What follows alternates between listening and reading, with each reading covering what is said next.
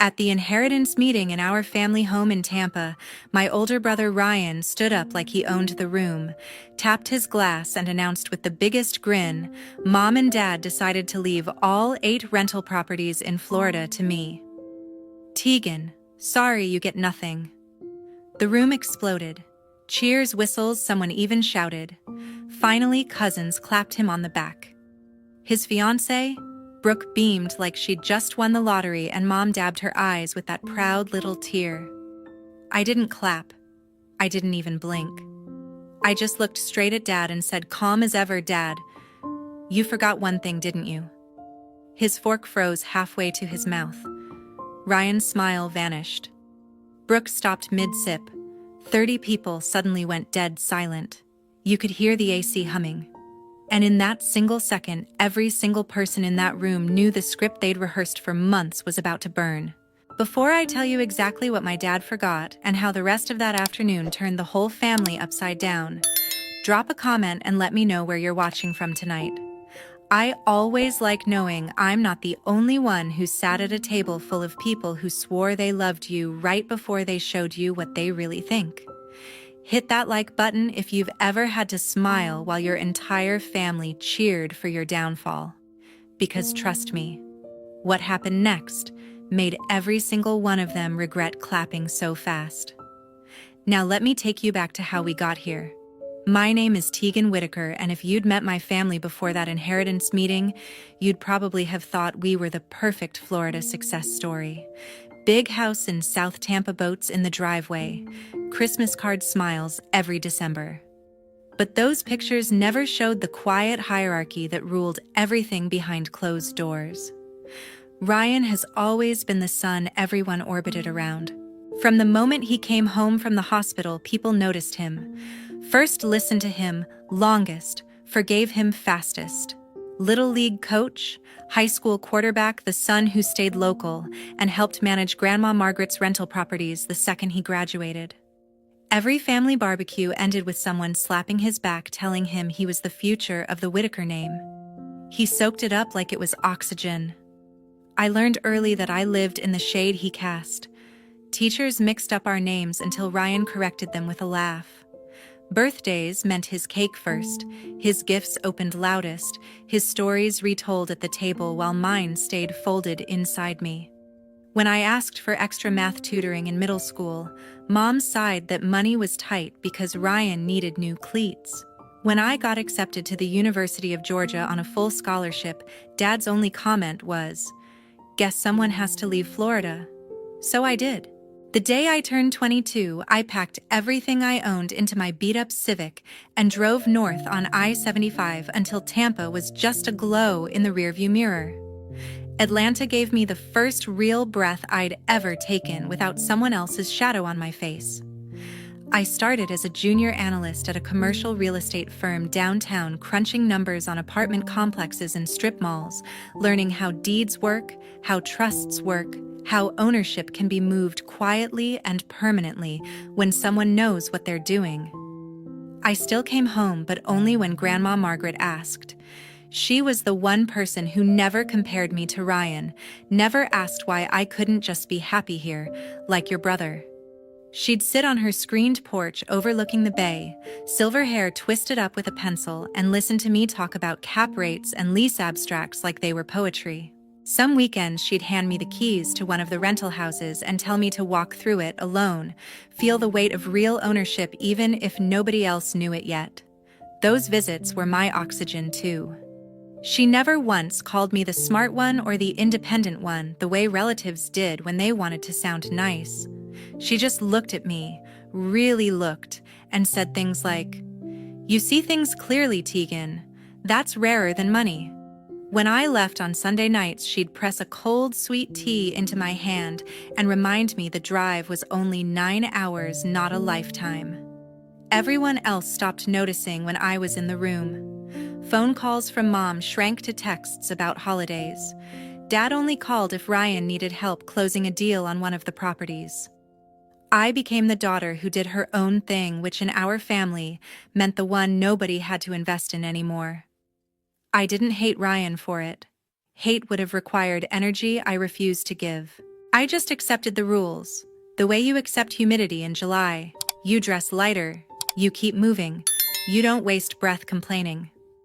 Atlanta promoted me to senior property analyst 2 years ago. I bought a small condo in Midtown, filled it with plants that actually lived because nobody else was there to forget watering them, and built a life where my value wasn't measured against someone else's spotlight. The only tether left was Grandma Margaret. Every visit she grew a little thinner, a little quieter, but her eyes stayed sharp. She started asking more questions about trusts, about how assets could be protected from people who love too loudly and manage too loosely. I answered honestly because she was the one person who never used my knowledge to prop someone else up.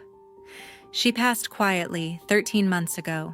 I drove home for the funeral, stood in the back of the church while Ryan delivered the eulogy everyone cried over, and felt her absence settle into my bones like a promise I didn't fully understand yet. That's who I was the day I walked back into the house in Tampa for the inheritance meeting, 31 calm, carrying 9 years of distance and one very old woman's unshakable faith in me. 3 years ago, everything changed without anyone knowing. 3 years ago, everything changed without anyone knowing. Grandma Margaret called me on a Tuesday evening and asked me to come down the following weekend, no explanation, just that she needed my eyes on something. When I pulled into her driveway in Old Northeast St. Pete, she was already waiting on the porch with 2 folders and a pot of coffee, strong enough to strip paint. She didn't waste time on small talk. She slid the first folder across the table and told me to read. Bank statements, rental income logs, expense reports for the 8 properties. The numbers didn't lie. Over the previous 18 months, more than $400,000 in rent money had vanished into categories labeled maintenance, emergency repairs, and management fees. Receipts were missing or photocopied so many times they were illegible. The handwriting on the few that existed matched Ryan's. She watched me flip pages, her mouth a thin line. I gave him access because he swore he wanted to learn the business, she said. Turns out he learned how to bleed it instead. I asked the obvious question, why not confront him? She shook her head. Because your parents would defend him. Say boys will be boys. Promise he'll pay it back someday. By the time someday comes, there'll be nothing left to pay back. That was the moment she opened the second folder. Inside were draft documents, a revocable living trust, naming her as trustee for life, and upon her passing, me as sole successor trustee and beneficiary of every single rental property, plus 8 quitclaim deeds ready to transfer title immediately. All she needed was my signature and 2 witnesses. She explained it like she was reading the weather. A living trust avoids probate, keeps everything private, no public filings until she's gone. Quitclaim deeds move ownership instantly and quietly. Once recorded, they're ironclad. The notary she trusted was coming Monday morning. No lawyers in the family would ever see the paperwork unless she wanted them to. I asked why me. She looked out at the water and answered without hesitation. Because you understand what these houses actually are, 32 families who pay rent on time so their kids can stay in the same school. You won't gamble that away on boats or parties or whatever new toy catches his eye this month. I tried to argue that Ryan would lose his mind when he found out. She cut me off. He doesn't get to find out until it's too late to undo. That's the whole point. We spent the rest of the weekend going over every detail. She walked me through the trust language, showed me where to sign, made sure I understood that once the deeds were recorded at the county, the houses were legally mine, whether anyone liked it or not. She even had me initial every page, so there could never be a claim I didn't know what I was agreeing to. Monday morning, the notary arrived at 9 sharp. We signed in the dining room while the ceiling fan clicked overhead. Grandma Margaret's hand didn't shake once.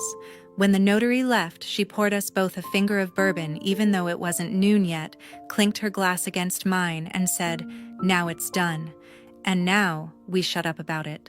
She made me swear on her parents' graves that I would never breathe a word until the day came when someone tried to take what was no longer theirs to give. I gave her my word. We burned the extra copies in the outdoor fireplace that night and watched the smoke curl up into the palms. For the next 2.5 years, nothing looked different on the surface. Ryan kept collecting rent checks and bragging about his portfolio. Mom and Dad kept praising how responsible he'd become. I kept driving down from Atlanta every couple of months, checking on tenants when Grandma asked fixing what actually needed fixing instead of inventing reasons to spend. Nobody noticed the county records now listed the owner of record as Tegan Whitaker because nobody ever bothered to look. Grandma's health started slipping faster after that. She spent more days in bed, less on the porch, but every time I visited, she asked the same question. Still our secret, I always answered yes. It became our ritual, 2 words that meant everything. The last time I saw her alive, she gripped my hand so hard her ring cut into my skin. Remember, she whispered paper beats promises every single time. Then she smiled like someone who just won a bet nobody else knew was on the table. 7 months ago, right after Grandma's funeral, Mom called and asked me to stay an extra day. "We need to talk about the properties," she said, voice soft, like she was breaking bad news. "Everyone's coming to the house tomorrow." I knew what that meant. The whole family circling the estate before the will was even read. I almost said no, but something in her tone sounded final, so I agreed. The next afternoon, the dining room looked like a board meeting. Dad sat at the head, sleeves rolled up, legal pad in front of him. Ryan lounged to his right, legs stretched out, already acting like the new landlord. Mom kept refilling coffee, nobody drank. A stack of documents waited in the center, crisp and official. Dad pushed the top page toward me. "It's just a simple waiver," he started. "We're keeping everything in the family, but to avoid any confusion down the road, we need you to sign that you're not expecting a share of the rentals." I glanced at the title, Waiver of Inheritance Interest, Real Property. 8 addresses listed neatly below. My pulse stayed steady. I'd seen worse surprises. Mom jumped in before I could speak. "Sweetheart, it's only paperwork. Ryan's staying here handling everything day to day. It makes sense for him to have full control. This just keeps things peaceful." Ryan smirked, spinning a pen between his fingers. "Yeah, Tegan. Nobody wants lawyers involved. Sign it and we're good." I slid the paper back an inch. "I'm not signing anything." The room temperature dropped. Dad's eyebrows shot up. Mom's hand froze on the coffee pot. Dad recovered first. "Come on, don't be difficult. This isn't about taking anything away from you. It's about clarity." I looked him straight in the eye. "I won't sign away what Grandma intended for me." Silence. Ryan stopped spinning the pen. Mom tried the emotional route. "Your grandmother wanted the family taken care of. She'd hate to see us fighting." I didn't blink. "She's not here to see anything, is she? And I'm not fighting. I'm just not giving up my rights." Dad leaned forward, voice lowering the way it used to when I was 10 and late for curfew. "Tegan, we're trying to do this the easy way. Ryan's put years into those houses." I almost laughed. Years of putting money into his own pocket, maybe. Ryan finally spoke, irritation cracking through the casual act. "You live in Atlanta. You don't even want them. Why make this hard because they're not yours to give?" I said. Mom's eyes welled up on cue. "We just want everyone happy. After everything we've been through, losing Mom?" Classic move. Bring up the recent death, make refusal feel cruel. I stood up. "I'm sorry you're upset. But I'm not waiving anything." Dad slapped the table hard enough to rattle the cups. "This is ridiculous. You're acting like we're stealing from you." I picked up my keys. "No. I'm acting like someone who knows exactly what's hers." Ryan stood too, face red. "You're being selfish." Typical. I walked to the door and paused just long enough to deliver one line. "Selfish is thinking you can erase someone's wishes with a signature because it's convenient." Mom called after me, voice cracking. Tegan, please don't leave like this. I didn't turn around. I'll see you when you're ready to respect what Grandma actually wanted. The screen door slammed behind me. I heard Ryan mutter something about me always playing the victim, Dad telling him to calm down, Mom starting to cry for real this time. I got in my car, rolled the windows down, and let the hot Florida air hit my face the entire 9-hour drive back to Atlanta. They spent the next weeks convinced I was throwing a tantrum. Group texts about healing and moving forward as a family. Dad left 2 voicemails that got progressively angrier. Ryan sent a single message, "Grow up." I didn't reply to any of it. Instead, I printed fresh copies of the recorded deeds, filed them in a fireproof folder, and waited. I knew they were busy drafting whatever story made them the heroes and me, the problem child who couldn't let go of a grudge. They had no idea the grudge wasn't mine to let go of. 2 weeks ago, the invitation arrived in my mailbox in Atlanta. Thick cream cardstock gold border, formal celebration of Margaret Whittaker's legacy, printed in raised lettering. Inside was a note in Mom's perfect cursive, "Please join us to honor Grandma's wishes and celebrate the future of the family properties. Saturday at 3. We've missed you." I knew exactly what it was, the victory lap they thought they'd earned. The group chat exploded the same day. Ryan posted a selfie in front of one of the rental houses with the caption, "Big things coming for the Whittaker portfolio." Brooke commented heart emojis and, "So proud of my future husband." Aunts and cousins liked every word. Someone even joked Tegan better show up this time. I didn't reply, but I cleared my weekend and packed the rolling suitcase I usually take on business trips. Inside went 3 labeled folders, color-coded tabs, and a flash drive with every recorded document scanned in high resolution. I zipped it shut, loaded the car before dawn on Friday, and pointed south on I-75 for the 9-hour drive I could now do with my eyes closed. The closer I got to Tampa, the thicker the tension felt even through the windshield. Billboards gave way to palm trees, then to the familiar exit signs. Every mile marker reminded me why I'd left and why I was coming back now. I stopped once for gas outside Ocala and checked my phone. 23 new messages in the family thread, all variations of excitement about Ryan stepping up. Dad sent a private text, looking forward to putting everything behind us. I left it on read. By the time I crossed the Howard Franklin Bridge, the bay sparkling under afternoon sun, my stomach had settled into the cold calm I get before closing a multi-million-dollar deal. I wasn't nervous anymore. I was ready. I pulled into the old neighborhood just after noon on Saturday. Cars already lined the street. Cousins from Orlando, Uncle Ray from Naples, the property manager who'd been sending rent checks to the wrong person for years. White tents dotted the backyard, caterers unloading trays of shrimp and mini crab cakes. A bartender set up under the oak tree. This wasn't a meeting. It was a coronation. Mom spotted me from the driveway and hurried over in heels and pearls, arms open like nothing had happened. "You made it. Everyone's asking about you." She hugged me too tight, perfume clouding the air. Dad followed, clapping my shoulder with that forced heartiness men use when they're pretending everything's fine. "Good to have the whole family together," he said, eyes flicking to the suitcase in my hand.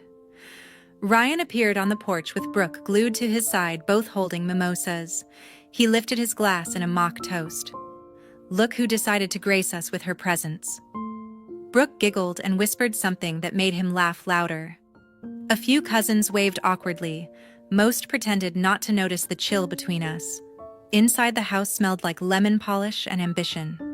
Framed photos of Ryan shaking hands with tenants lined the entry table. A blown-up copy of the county tax map sat on an easel, red circles around all 8 addresses. Someone had even printed glossy brochures titled "The Whittaker Family Rentals, A New Era." I wheeled my suitcase straight through the living room and parked it beside the couch, right in everyone's line of sight. Mom's smile faltered for half a second. Dad cleared his throat. Ryan raised an eyebrow but said nothing. People kept arriving. The family attorney, Mr. Hargrove, shook hands and accepted congratulations like he'd already filed the paperwork. Tenants who'd been invited as a courtesy milled around looking confused, but happy for free food. Childhood friends of Ryan slapped his back and asked when the closing date was. I made small talk when cornered, accepted a bottle of water, and watched the room fill with certainty that the story had already been written. Every congratulation aimed at my brother landed like another brick in the wall they thought would keep me out. Brooke floated past in a sundress diamond on her left hand, catching every light. "This is going to be our future," she told a cluster of ants, gesturing at the brochures. 8 steady income streams before we even say I do. Ryan beamed, arm around her waist, accepting praise like it was his birthright. I stood by the window, suitcase handle still in my grip, counting faces. 32 people, give or take. Enough witnesses that no one could claim later they didn't see what was coming. The living room was packed when Ryan finally stood up. Champagne flute raised, high voice, carrying over every conversation like he'd rehearsed it for weeks. "I just want to thank Mom and Dad for trusting me with Grandma Margaret's legacy," he began, flashing that practiced grin. "As of today, all 8 rental properties are officially under my name. The family tradition continues stronger than ever." Glasses lifted, cheers rippled through the room. Someone shouted to Ryan. A cousin started clapping, and the rest followed until the sound bounced off the walls. I waited until the noise peaked, then rolled the suitcase forward, wheels clicking across the hardwood. Every head turned. The clapping died mid-air. I stopped beside the coffee table, clicked the latches, and flipped the lid open. 30 pairs of eyes locked on the neat stacks inside. Dad found his voice first. "Tegan, what is this?" I didn't answer him yet. I pulled out the first quitclaim deed, held it up so the notary seal caught the light, and laid it face up on the table. Then the second, third. 8 in total, each bearing Grandma Margaret's bold signature and the raised seal of the Pinellas County Clerk. Next came the Revocable Living Trust, thick and bound successor trustee section highlighted in calm yellow. I placed it on top like a period at the end of a sentence. Only then did I look at Dad. "You really forgot this existed, didn't you?" The color drained from his face so fast I thought he might drop. Mom's hand flew to her mouth. Ryan stared at the papers like they were written in another language. Mr. Hargrove, the family attorney, stepped forward, adjusting his glasses. He picked up the trust, first flipped to the signature page, then to the schedule of assets listing every address. His fingers moved faster as he cross-checked the quitclaim deeds against the county stamps. He looked up slowly. "These are recorded," he said, voice flat. "All of them. 3 years ago. Tegan is the legal owner of record. There is no probate interest left to distribute." You could hear ice melting in forgotten glasses. Ryan lunged for the documents. "That's impossible. Grandma was sick. She didn't know what she was signing. Mr. Hargrove didn't hand them over. I notarized similar documents for Margaret myself. The handwriting matches. The notary is licensed and present in the county records. These are binding." I finally spoke again, calm and clear. Grandma knew exactly what she was doing. She made sure the houses went to someone who would protect the tenants, not bleed them. Dad tried to stand, sat back down hard. "She never told us." "No," I said. "She didn't." Ryan's face twisted. "You hid this the whole time. You let us plan everything. I let you plan what you thought was yours." I cut in. "Grandma asked me to wait until someone tried to take what she'd already given away. Today seemed like the day." Mr. Hargrove closed the trust with a soft thud that sounded final. "Legally, the matter is settled. The properties belong to Tegan. End of discussion." Aunts shifted in their chairs. Cousins exchanged glances. The property manager, who'd been congratulating Ryan 5 minutes earlier, now looked like he wanted to disappear into the carpet. Mom found a whisper. "How could you do this to your own brother?" I met her eyes. "I didn't do anything. Grandma did. I'm just the one following through." Ryan slammed his glass down so hard the stem snapped.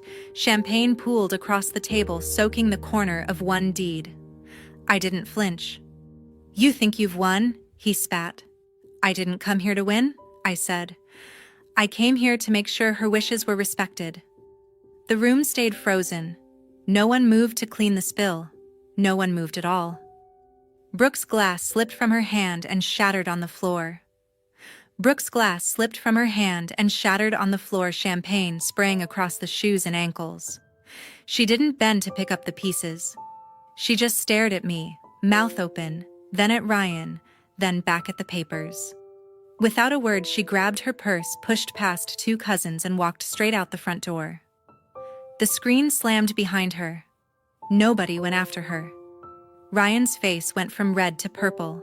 He snatched the living trust from Mr. Hargrove's hands and started flipping pages wildly. "This is fake," he shouted. "She forged it. Grandma was on painkillers the last year. She didn't know what day it was." Mr. Hargrove took the document back, calm as ever. He turned to the signature page and began reading aloud, slow and deliberate. Article 4, Section 2. Upon the death of Margaret Whittaker, all real property listed in Schedule A shall pass immediately to successor trustee Tegan Whittaker, free of probate. He kept going, voice steady, every clause another nail. When he reached the notary acknowledgement and the recorded dates, Ryan's yelling faded into heavy breathing. From the corner by the hallway, Dylan stepped forward. My middle brother, the quiet one who'd spent years blending into walls, spoke for the first time all afternoon. "She's telling the truth," he said. Every head swiveled. "I was there the day Grandma signed. She asked me to drive her to the notary because she didn't want Mom or Dad knowing. I waited in the car. She came out smiling." Ryan spun toward him. "You knew and didn't say anything." Dylan met his glare. "She made me promise the same thing she made Tegan promise. Some promises matter more than keeping the peace." Mom crumpled onto the couch, hands over her face, shoulders shaking. Dad looked 10 years older in 10 seconds. He slid down to his knees right there on the rug, reaching toward me like I was the last solid thing in the room. "Tegan, honey, please. We didn't know. We can fix this. We'll redo everything. Just don't take it all away from your brother." His voice cracked on the last word. Tears ran down his cheeks, real ones this time. Mom reached for my hand, mascara streaking. "We thought we were doing what was best for the family. We thought Ryan needed it more. You're doing so well on your own." I pulled my hand back before she could grab it. "This was Grandma's decision, not mine." Ryan lunged again, this time at me. Dylan moved faster, stepping between us, one palm on Ryan's chest. "Back off," Dylan said, low and firm. Ryan stopped, breathing hard, fists clenched but useless. Aunts and uncles stood frozen, some with phones half raised, recording, others looking at the floor. The property manager slipped out the side door without saying goodbye. The caterers hovered in the kitchen doorway, unsure whether to keep serving or start cleaning up the mess that had nothing to do with spilled drinks. Dad stayed on his knees. "We'll sell the boats. We'll take second mortgages. Whatever it takes to make this right." Mom sobbed louder. "We're so sorry. Please don't hate us."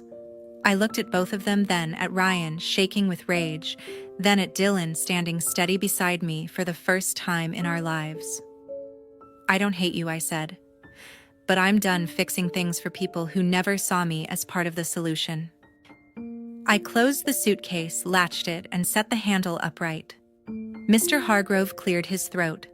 "I'll prepare the necessary notices to all tenants and financial institutions first thing Monday. Ownership transfer is already complete. This is purely administrative." Ryan made a sound like a wounded animal. Mom wailed into a throw pillow. Dad just stared at the floor. I picked up my keys. 3 months later, the dust had settled, but nothing was the same. 3 months later, the dust had settled, but nothing was the same. Ryan's name disappeared from every lease, every bank account, every vendor contract tied to the 8 properties. Tenants started receiving new payment instructions with my name at the top. Most of them never even noticed the change. Rent stayed the same, repairs got done faster, and nobody tried to charge them for fake roof work anymore. The IRS notice arrived the week after the meeting. Turns out years of writing off personal vacations as property inspections and new trucks as maintenance vehicles finally caught up. They froze what was left of Ryan's accounts and slapped a lien on anything still in his name. He lawyered up with money he didn't have and lost anyway. The final penalty came in at just over 6 figures. He's still paying it off on a payment plan that will follow him for years. Mom and Dad put the big house on the market 30 days later. The boats went first, then the jet skis, then Mom's jewelry collection. They moved into a 2-bedroom condo near Carrollwood, with a view of a parking lot instead of the bay. Dad took early retirement because the stress gave him heart palpitations. Mom started working part-time at a boutique to cover groceries. They stopped hosting holidays. Nobody felt like celebrating. Brooke sent back the ring by mail, no note. Ryan moved into a studio apartment downtown and took a job selling cars on Dale Mabry. He still drives past the rentals, sometimes slows downstairs, then speeds off when he sees my management sign in the yard. Dylan texts me every couple of weeks. Just short check-ins, nothing heavy. He's the only one I answer. He says the rest of the family talks about me in past tense like I died instead of Grandma Margaret. I tell him that works for me. I stayed in Atlanta. The rental income covers my mortgage and then some. I hired a local management company run by women who actually return calls within an hour. Vacancies dropped, tenant satisfaction went up, and every month the numbers land in my account clean and quiet. I bought 2 more properties last quarter, smaller deals, but mine, from day one. Not a single family member has tried to reach me directly. No letters, no emails, no drive-by visits. The last voicemail I got was from Mom 2 months ago, crying, asking if I'd come for Christmas. I didn't call back. I deleted it and blocked the number the same day. Some nights I sit on my balcony in Midtown city lights below and think about the little girl who used to beg for math tutoring while her brother got new cleats. That girl learned the world rewards the loudest voice in the room until someone finally decides to speak with proof instead. Blood doesn't guarantee loyalty. It never did. The only thing that ever protected me was an old woman who saw the future clearly enough to put it in writing, and a promise I kept when it mattered most. I still have the fireproof folder. Every deed, every trust page, every recorded stamp sits inside it on the top shelf of my closet. I don't look at it often. I don't need to. The houses pay the bills, the tenants stay happy, and my phone stays silent from anyone who once called themselves family. Grandma Margaret was right. Paper beats promises every single time, and some doors, once you close them, stay closed for good. If you've ever had to choose between the family you were born into and the peace you built yourself, tell me in the comments where you're watching from tonight. Because sometimes the hardest thing isn't walking away, it's refusing to walk back.